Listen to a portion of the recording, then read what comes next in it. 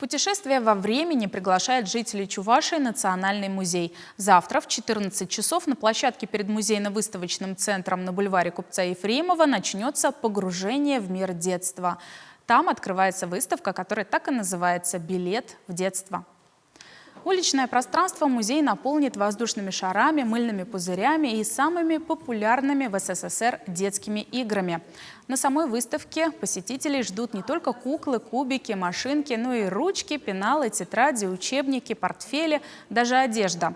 Экспонаты с 1920 года до начала 90-х. Собирались они в течение года. Особенно интересны куклы разных народов в национальных костюмах и куклы из ГДР.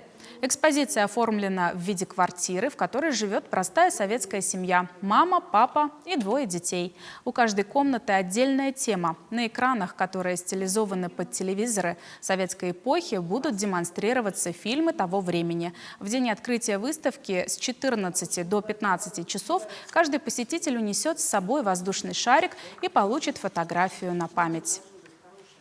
Не только